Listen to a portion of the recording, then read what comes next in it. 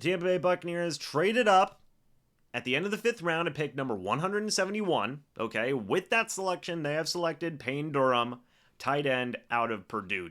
Big guy. First thing off the bat, he is a big guy. 6'6", 253 pounds. He did run the 40-yard dash. He had a 4.87 40. He works well in traffic.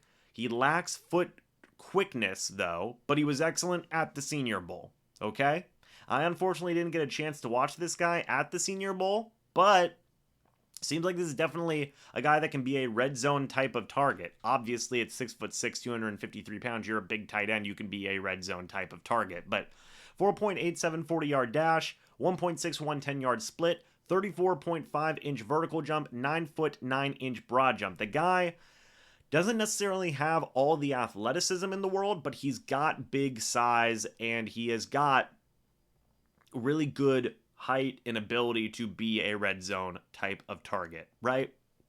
He's a type of guy that can be just a big possession type of tight end. And a big guy like that can break through some tackles, can really do well against getting hit, things along those lines. And look, people are going to be talking about this. They're going to be saying, well, the Buccaneers, look, for anybody who wanted the Bucs to get a tight end, they got a tight end here. Okay? They did. They got a developmental tight end to pair up with O'Keefe, to pair up with K. Dotton. It seems like K. Dotton is probably still going to be that starting tight end, but you get a guy here in Payne Durham. He can be a red zone type of guy. He can be a blocking type of tight end. He can be a guy that can do a little bit of everything. And that's what the Buccaneers like to see at that tight end position. How's he going to fit in a Dave Canales offense? We don't know yet because Dave Canales hasn't really installed his offense yet into this team, but you're going to get a tight end that's going to be able to do a little bit of everything. Be a possession guy, be a blocker. Where's he going to fit in this offense? Right now, I imagine you can probably fit him in to that number 2 tight end role because I think that K. Dotton's role is more defined as an all-around tight end, potentially the starting tight end. O'Keefe's role is more defined as a pure blocking type of tight end. You get a little bit of both here with a Payne Durham, who figures to be more so of again, red zone type of target, which a big guy at 6'6", that's what you like to see.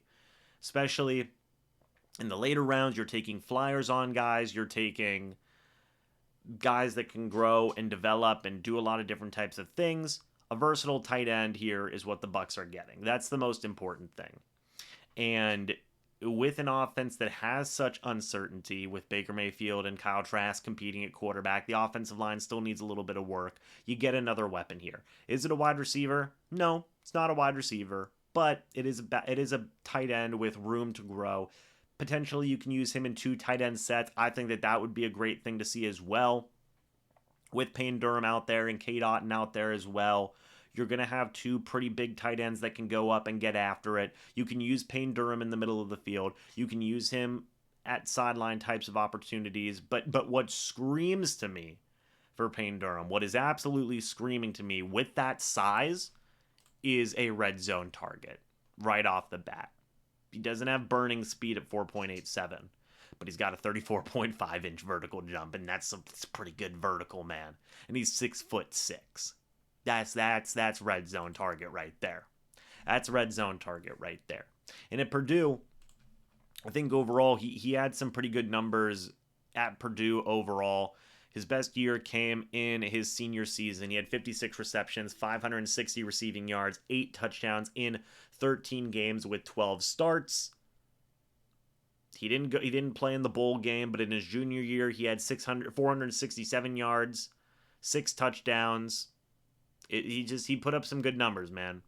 He put up some good numbers. He does have some injury concerns, which is notable. He had a concussion issue in the past and some other injury issues in the past as well. But if the Bucs are able to limit his snaps, use him in the right types of ways, again, specifically as a red zone type of target, then I think you can see him be pretty efficient.